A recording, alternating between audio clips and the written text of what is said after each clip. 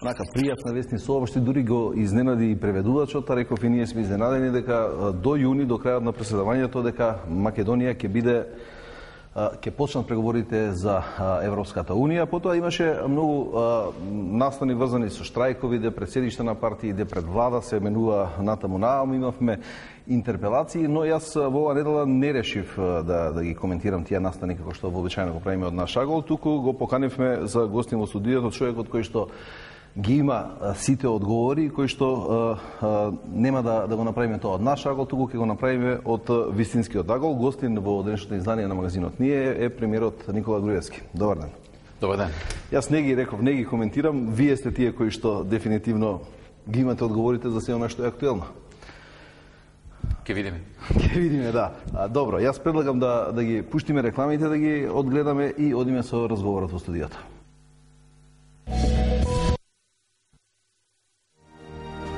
Нацистите се многу близко до американското копно. Енигма кодот мора да се пробие. За да се спречи нападот во непријателските води. Најважната битка во Втората светска војна започнува.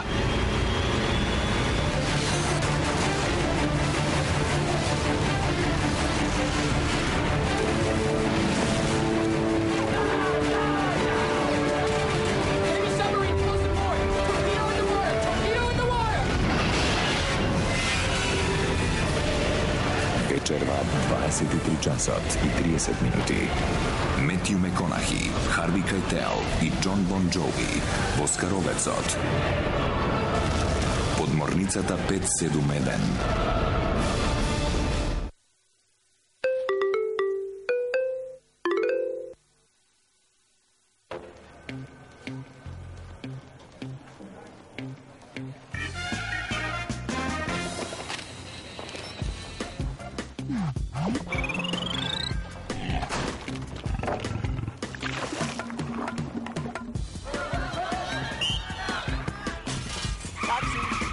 Филмови, спорт, документарци, музика, забава, канали за деца, канали за возрасти и многу повеќе. Момент за кој сонувавте. Бум ТВ, дигитална бежична телевизија. Освежувачки добра, безалкохолен пијалок со крушкова арома. Струмка, традиционално освежување.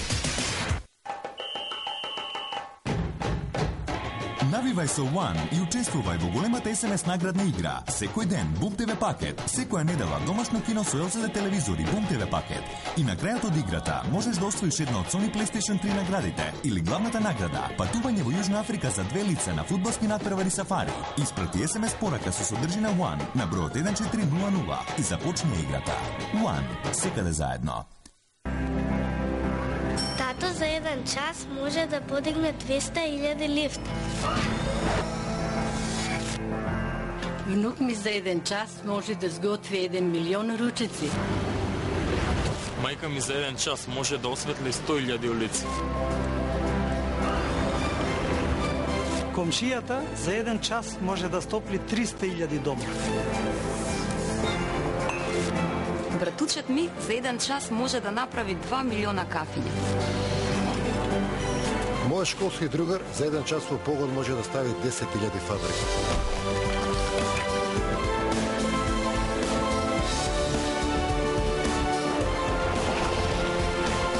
За еден час произведуваме 1 милион и 300.000 киловат-часови електрична енергија. Електрани на Македонија. Енергијата на нашата земја. Од кога користам Зироден, се правам со мојата насмевка, а на моите заби не им треба стоматолог. Пробајте и вие и покажете ја својата насмевка. Од сега, Зироден Текстра Клин, најсвежиот злив за најниска цена. Сапонија Осијек. Празничен награден квиз во Тедико Супер. Соберете 21 маркици, одговорете точно на наградното прашање и повторно возете автомобил Алфа Ромео Мито. Тедико Супер. Ваш најлесен начин до добитка. Тато за еден час може да подигне 200.000 лифт. За еден час произведуваме 1 милион и 300.000 киловат-часови електрична енергија. Електрани на Македонија. Енергијата на нашата земја. Тргнете по нешто вредно и добите уште повредно, затоа што за €1 повеќе добивате ист автомобил, но извонредно опремен. Citroen C4 Comfort 1.4i за €12.200. Мала разлика во цена, голема во опрема. Citroen Creative Technology. Одберете се на едно место и заштедете. Станете корисник на One Packet со 3 услуги и добите фиксна линија, интернет и дигитална телевизија со една месечна претплата. Со One Packetот со 3 услуги добивате бесплатен разговор кон сите фиксни мрежи секој месец. До 40 гигабајт интернет вклучен во претплатата. Бум ТВ дигитална телевизија со кристално јасна слика и звук. Плюс, имате можност да земете дополнителен Бум ТВ пакет со месечна претплата од само $99. Одберете се на едно место и со една претплата. One. Секаде заедно.